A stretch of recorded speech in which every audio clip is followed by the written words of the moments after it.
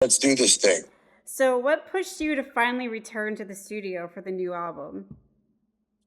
You know, we haven't released a studio album in almost 15 years. And it wasn't something that we were like aiming for. It was like when we put the band back together after 12 years, we just wanted to, like reconnect our friendships, our bond.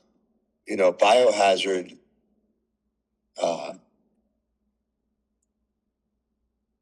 Biohazard. Is he pulling you over, Carlos? I thought he was just saying slow down.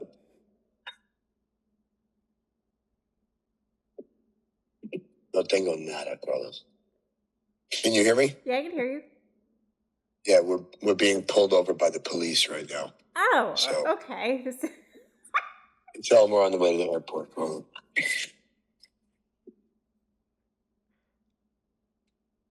Okay. I hope I don't have to get out of the car and get searched. If we do, this will be a memorable interview. No, this wasn't on my bingo card of interviews. So. No, it's okay. Bueno, tía, ¿cómo estás? ¿Qué tal?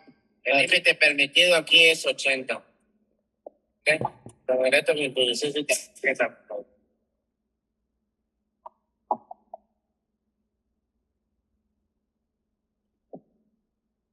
Y entonces. Déjame ver dónde anda. Okay, I'm assessing the situation here. No worries. Okay.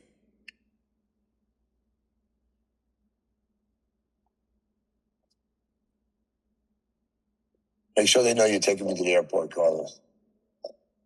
Okay, so, we got back together when we started rehearsing. We started touring. We started playing. Es de renta. And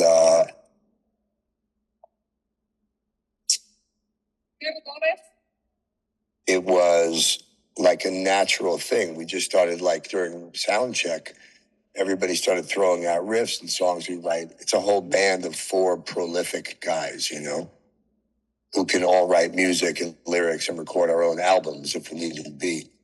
So we got out and started playing, and we saw what was moving the crowd. And like, when they say, like, if I knew then what I know now? Yeah. Well, we're getting to do that. We're getting to go back to the drawing board when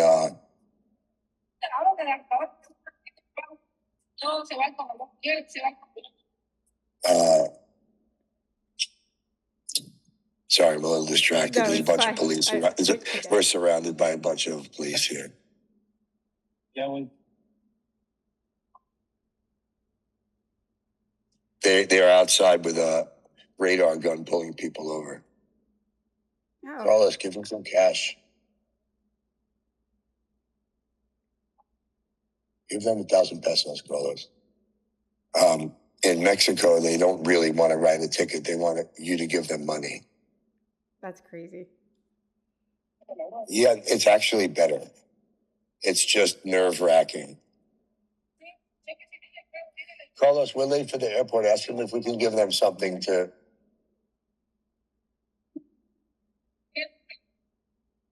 Anyway, it's like we know what songs of ours stood the test of time and what type of grooves and riffs our fans will hold on to for life. So I really think Divided We Fall, and I hate to sound like an artist who thinks every new album is his best album, but you can read all my interviews. I didn't think anything was our best album since State of the World Address in '94. So, are you there? Yeah, I'm here. It's like, so it's been like over 30 years with that. Yes. So that's like a long time before like releasing something that's good to you, taking that long. And was there like when you guys had that like split from the last record, was there a moment when you knew it was time to create again? When I left the band, it was 2012. I made an album with another band that I joined called Attica 7, and we did a bunch of touring with Evan Seinfeld and Five Finger Death Punch, and we were on the Mayhem Festival with Falling in Reverse and Motionless in White and Amon Amarth and really cool. We toured with Rob Zombie. I've always been creating, but I have to admit the last few years, I started working on a solo album at a very slow pace, just really trying to be very intentional and deliberate in my creative.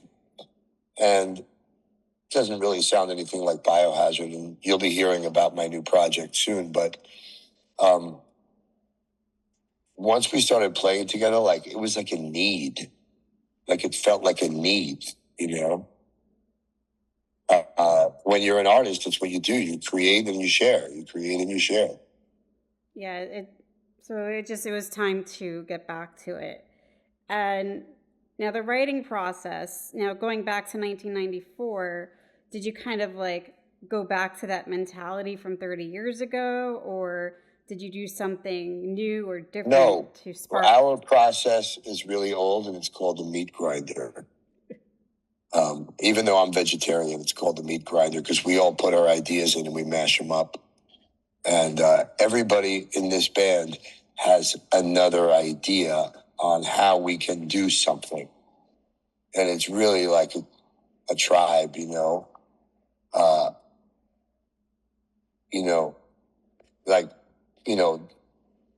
Bobby writes a riff and Danny starts playing to it. And then like, I'll say, hey, Danny, maybe break that down into halftime and I'll play the bass with you. And suddenly we have something that's like really nasty groovy that we didn't even think of, you know, because it wasn't anybody's one original idea. And that's what a band is. It's the sum of the part. The whole is greater than the sum of the parts, you know? Yeah. And were some of the songs, like, did they come to you guys really fast or anything challenging? No, we had a lot of material. We had like unlimited amounts of songs. Y es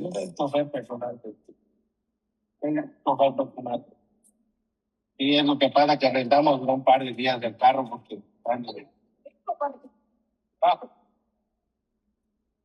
I'm waiting to see how this is going to play out. I get it. I have a trusted guy that works for me for some years. I've been living in Mexico for about 4 years, and he got out of the car. He's got to have to hand them some cash, and I got to play stupid like I'm a stupid gringo who doesn't know what's happening. And there's like a few kinds of police here in Mexico. These are like transit police. They're corrupt. They just want some money and they'll leave you alone. They don't want to go to the police. They don't want to arrest anybody. And the only thing they're interested in is like the drug trade. Like, you know, Mexico is, you know, let's just say we're not really sure who runs the country here. And I spend a ton of time here for over 5 years. And there's the police that are really aggressive, that they point guns at you and they have their faces covered because they're robbing you, essentially. They tear your car apart until they find something or plant something, and then you have to give them money. And it hasn't, I think I've had to pay the cops 4 times in 4 years. And it's not much. It's, you know, they want $50, $75, $100. Unless they find your weed. And it's weird because weed is decriminalized here and it's not illegal. But if they find your weed, if you have weed, they're still going to like, you got to pay now. And then there's the question of, do you get to keep the weed or not? It used to be really nerve-wracking, and I've become pretty cavalier about it at this point. Well, that's what I'm going to say. Like, you're having this interview happen while you're pulled over by the cops, and you sound extremely calm. Yeah, you could say this is like, you know, the most badass interview you ever did. When I was one moment when I was talking to you, where they were all around the car with their hands on their guns, and I just kind of smiled at them, and there's really not much I could do. I'm tattooed from head to toe. My arms blacked out. I have tattoos on my face and my head. So he's going to tell them the truth. He's going to say, this guy's an old rock star who's retired down here, and I'm his personal chauffeur, and I got to get him to the airport. Can we work something out here? And they're going to say, oh, well, you're going really fast, and blah, blah, blah. And then he's going to give them some money. He's going to get back in the car. They're like searching for stuff, like not in the car, but they're like, this is a rental car. It's not rented to you. And maybe this car is stolen, and we need proof. And no. That is insane. That Mexico sounds. So I guess a lot of the stories are true. I'm sitting alone in the backseat of the car now, and there's one cop, like, looking for more people to fuck over. That is wild. And there's a lady cop who's fucking with Carlos right now. And I don't want to turn around. I don't want them to see me turn around like I care. But I'm looking in my phone in the like the selfie mode. And I can't really see anything. Anyway, I'm getting in danger of missing this flight. I hope it's not going to be that. Yeah, I hope they don't keep you there too long. Nope. I'm like, do I ask questions about this or about the Okay. cops there? Hold on 1 second. Okay. Did they? Did you give them money? Oh, you gotta go pay. They took my life. How much you gotta pay? Well, how much do I gotta pay? Motherfuckers. Did you offer the lady something to go away or no? They didn't want it? They're like straight cops? Oh, they must have a quota, Carlos. They have cameras now. Oh, shit. They just implemented cameras on the police cars, so now the police, they're all pissed off. They can't take bribes. They have to do their job. I guess he tried to bribe them, and instead he got a ticket. So it's a small price to pay. I live in a beautiful place, and I vacate. It's like I'm not a resident here. I vacation here, like 3/4 of the year. So it's like I kind of live here, but I don't. I go in and out so much that I don't really need to have any status here. So you're a fucking tourist. You're the reason that they have a job. So they don't want to fuck you up too bad. Okay, we're good. We're rolling. All right, so back to Biohazard. So what's something in the younger version of Biohazard would be shocked to see about the band today? Okay, that's a great question. No one's ever asked me that. It's really funny. We're working on a documentary film with Drew Stone. He's been documenting Biohazard since, I don't know, late 80s. And we have this great interview on the street corner in front of on Flatbush Avenue in front of the studio where we kind of made our bones in Brooklyn, where we grew up, down the block from the pizzeria where I worked. And we went back to the same street corner, 35 years later, and did another interview, like standing in the same positions. It's really cool. It's funny that you asked that question, because there's like, what would Biohazard be surprised to see?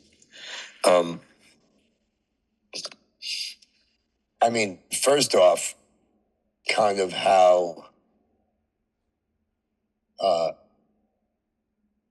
that we're still going would be the first thing. Because when we were young and we started this band, all of us, we felt like we were a band, but we were also kind of like a gang. It was us against the world, and we had each other's backs, and we were young,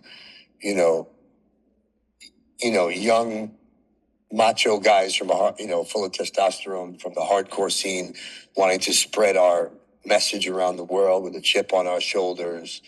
And I think I would be pleasantly surprised myself to see that we were still doing it, and how much I fucking enjoy it. Like I'm driving and stopping with and going on a plane and going into Uber and going to a hotel and going to the subway and going to the car and just to go play 3 songs in a record store in Times Square tomorrow, and then I'll turn around and fly home. And it always seems worth it. You know, even if it's a free thing, even if we're not making a lot of money or any money, like the chance, the opportunity, you know, you don't realize what you have until you lose it. And I think, you know, on my personal journey, you know, I've really transformed my life in the last 5-6 years. And kind of one of the main tenets of my transformation is gratitude and presence. You know, I believe that, you know, anxiety and stress is simply a lack of presence because we're spinning out on what might happen and what's going to happen in the future and what are we going to do.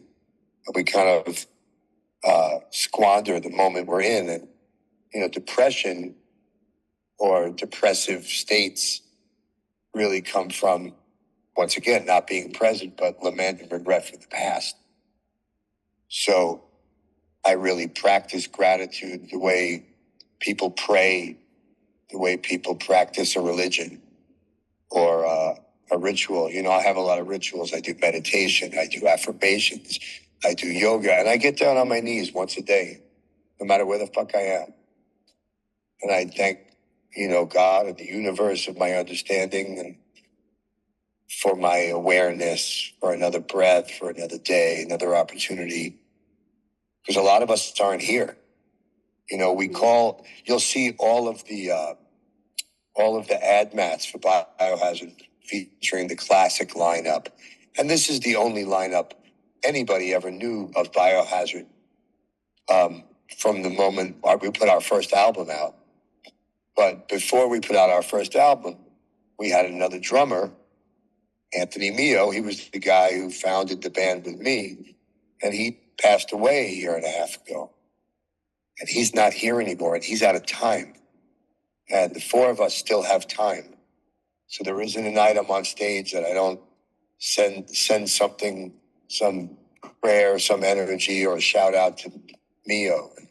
You know, when you get older, I mean, like I'm turning 58 in December, and I have an amazing, young, energetic, you know, vital life by intention. And I see so many people phoning their life in and giving up on their hopes and dreams and thinking change is too hard or it's impossible or having limiting self-beliefs that they can't. And that's not the life that I have or want. I believe anything is possible. I believe I can do anything if I put my mind to it and work hard. No. I believe that, you know, you can be becoming a better version of yourself every day if you're committed to self-development. 100%. That is all very true. I would be surprised to see how my lifestyle is now. Pleasantly surprised. No, it's unfortunate that not everybody sees things that way. They always feel like they can't get out of a situation that's their life, but they're stuck. Yeah. They're stuck. And, you know, I'll throw in, you know, 2 quick plugs here. I have 2 apps that I've created and that I'm building communities. One is Mentorship. This is an app from my men's circle and the book that I wrote that's coming out. It's a guide for men on how to uncover our truth, shed our lies, tap into our purpose and our passion, make space, embrace change, embrace the beauty of impermanence, learn to live by a set of pillars and ethics that make us better people, learning to be accountable to ourselves first in order to show up as better versions of ourselves, take care of others, and combat this, you know, this epidemic of suicide that's 80% men around the world. And shockingly, new stat this year, number one cause of death for all men under 50 is now suicide. Yeah.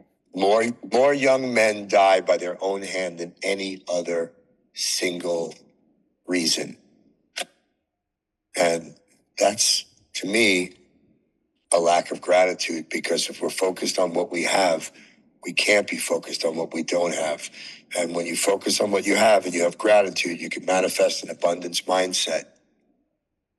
And when you're focused on what you don't have and where you were slighted and what you don't like, and you're unhappy with the outcome of some of, most people in America are pissed off about something outside of their control, yet they continue to complain about it and bitch and moan for years, decades, lives. And, having the awareness to say the serenity prayer, to say, okay, I'm unhappy with this situation, but there's nothing I can do about it. So acceptance is the answer to my problems. Gratitude for what is right in my life. And I spend less and less time in the USA just because, primarily because of the attitudes of the people. Oh no, it's a chaos now. But It's a chaos. It's a shit show. Everybody's all spun out. Every time I speak to one of my friends who live in the Matrix, they're like trying to sell me to be aligned with them in their ideas that are on one side or another of some issue that they care about. And I have to just tell everybody, hey man, I don't give a fuck what you're even talking about. Like, tell me how you feel. How's your family? How's your heart? How's your health? What are you doing with your time, with your life? yeah. What are you creating? Not what are you trying to destroy? No, it's definitely not under good times, but these are all good thoughts of how to move forward. And with the album, what I guess my final question, because I know you're on your way to the airport, what do you want fans to take away from the album from start to finish? I think the recurring theme in the as this is the next installation in the Biohazard saga. The whole thing has been, back and forth about the battle, the struggle within, the struggle to be, the struggle to survive, the struggle to get along, the struggle to overcome. We were the underdogs, back when we were coming up, all the bands were from California and they all looked a little different than us and they sounded different from us. And we were always felt like a bit of outsiders. And we found our way. We paved the road to our own destiny. And here we are almost 40 years later, in fucking great shape, jumping over each other on the stage like we're on a basketball court and, engaging our fans. And I think it's like our albums have always been a combination of deep introspection and the journey within and overcoming our own minds and our own self-limitations and self-beliefs and learning to believe in ourselves. And on the other hand, a social commentary about all of this divisive shit that keeps us fighting with each other over shit we can't control, so we don't pay attention to, real change, reform, growth, evolution. People in America are strung out on prescription drugs, and have really definite opinions about the president and whether they hate him or whether they love him. And if they love him, they get some pleasure out of putting it in the face of the people who hate him. And if they hate him, they just hate everything because he's the president. And it's like, I don't give a fuck. I don't give a fuck. You know, I put my time and energy into creative things, into love, into friendships, into things that I'm really passionate about, like fitness. I also have a fitness app called Mindful Warrior Fitness. You can go to my website, mindfulwarriorfitness.com.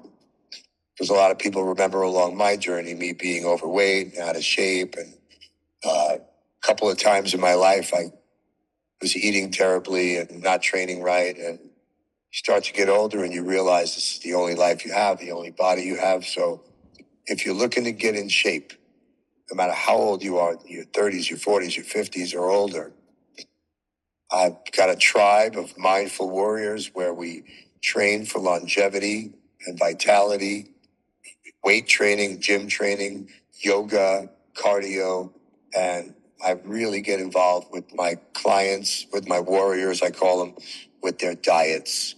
We have a really sophisticated app that, you know, if you put in, like you personally put in your height and your weight and your age, and we discussed your goals, and you say, okay, I want to lose fat and build muscle or whatever everybody wants.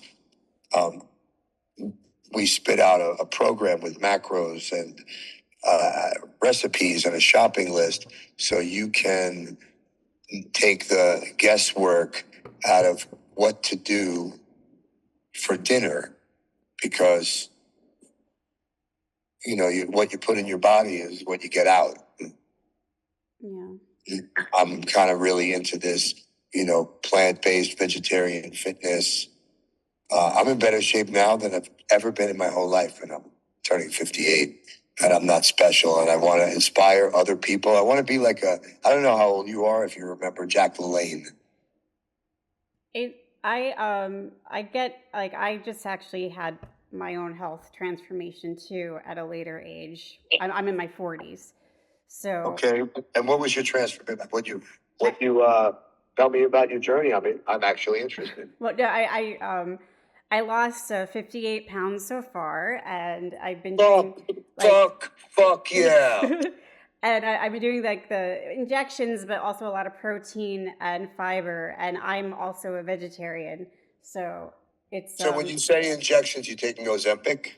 no, it's trizepatide, and the program I use, they make sure that you have everything that you need, so you don't get the common side effects. So Well, this is so funny. I was approached by one of my best friends' brother's ex-wife is remarried to a physical therapist in, I want to say he's in Fort Lauderdale or something. And they have a suit. It's like a wetsuit looking thing, like a yoga suit that has electric stimulation in it.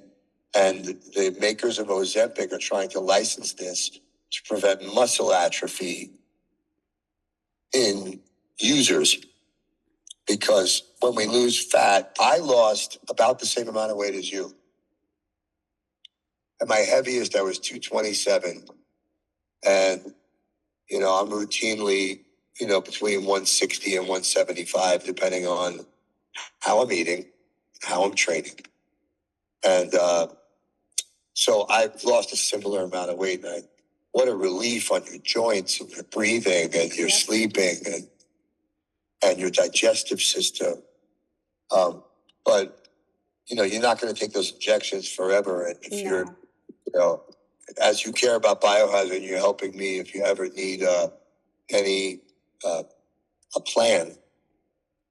Because, you know, when you get off of that, you say, okay, I don't want to keep taking this because I don't really know what it's doing to me. But if I got the desired result, you know, it's not about going on a diet. It's about lifestyle change. Yes, it's lifestyle, it's staying fit. And I think this is a good thing that you brought in the Fit Warriors. And I will definitely put that in on this article.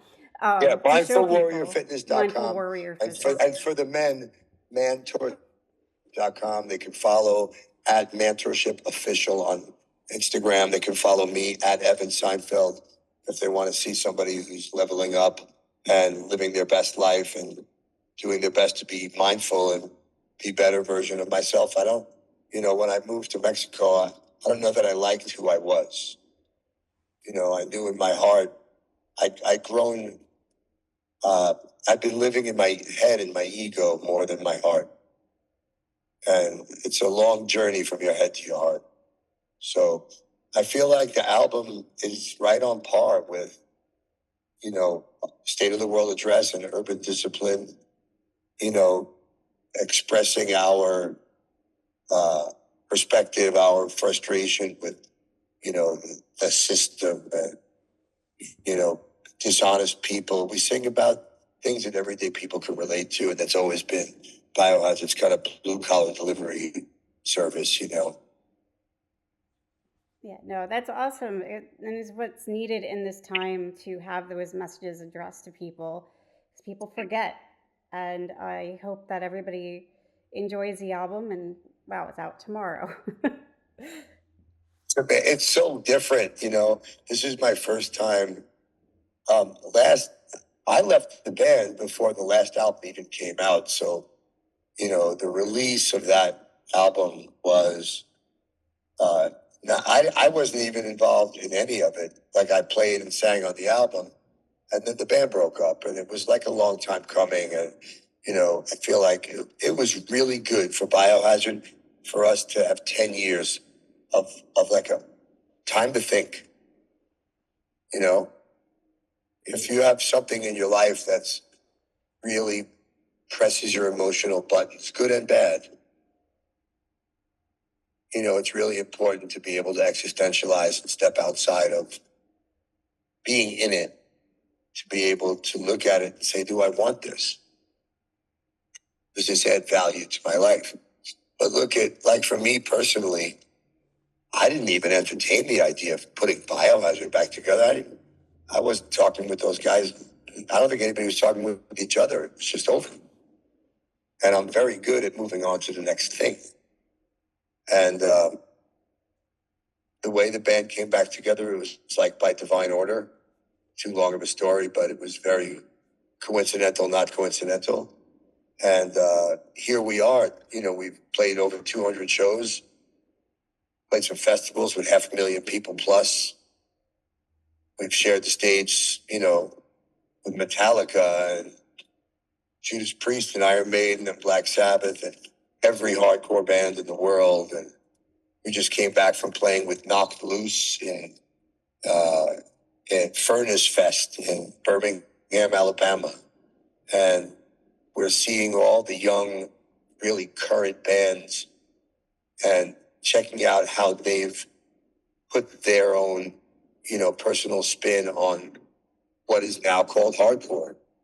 You know, Biohazard came from the hardcore scene. I remember when we first signed to our record, all the record labels, Roadrunner, Warner Brothers, they all kept saying, hey, don't call yourselves a hardcore band. That's really limiting. People will think you just play in CBGBs and you're not good at your instruments, that you guys are more like punk or something. And we were like, hardcore is a way of life. You know, hardcore is, you know, being willing to go to any means necessary for something you believe strongly in. And, you know, Bobby always says, you know, Bob Dylan and Bob Marley were both hardcore and punks. And people who sing about need for rebellion and need for evolution and need for reform, change. And the change has got to start with us. So, you know, Biohazard always has this global view, but this personal act locally kind of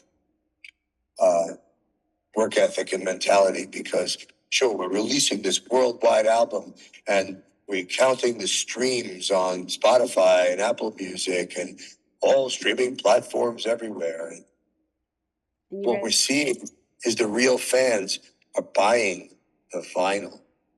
We're putting out cassettes and CDs, and like the fans are collectors. They want to have something tangible to hold in their hand, to hang on their wall, to save and value, to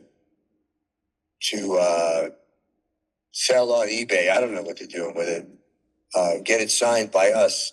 Oh, I also wanted to mention if you're reading this, you're hearing this, and you see that Biohazard is coming to town and we're playing, we're very often now offering this kind of higher level of engagement with the band where we're doing these VIP meet and greets, and a whole bunch of fans come hang out with us at sound check and listen to us jam, and we take pictures and we sign shit, and we have like a gift bag for them, and they get like a special laminate backstage pass, and guys want to pick, somebody wants a video for their best friend.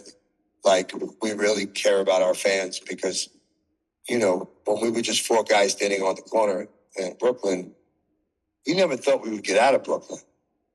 We thought this was an uphill battle that, while we believed in our hearts we could, our limiting self-beliefs, and the other people around us, there's 2 minutes left in this video, or in this recording. It's going to cut us off. So it's, you guys have definitely turned around, like, with the new genre of music over the years, or bands who are inspired by you are now making waves too. So you guys have a big landmark in the whole music history. That thing makes me feel better than when I'm on the phone with somebody that, like, a new friend of mine that's like my fucking little brother Franz from Turnstile, that like I'm so excited to be friends with him. He's in the fucking coolest, hottest band, and he's excited to be friends with me because I'm like uncle. Guy's been doing this for 40 years. But the truth is, the thing that puts us together is our love for the music and the way it connects with the people. And like last time he came to one of our shows, he was fucking moshing on stage and stage dive in the middle of our fucking concert, Awesome. And it reminds me of me going to see, the Cro-Mags or Agnostic Front or Carnivore when I was, 17, and stage diving at their show inspired me to make my own music, So feeling relevant, having the acknowledgement of your peers was not something that we always had. No. We were always felt, and it's really beautiful to see, and I love the unity in the scene, and we're here to stay. Biohazard ain't going nowhere. Awesome. So we'll see you in the pit.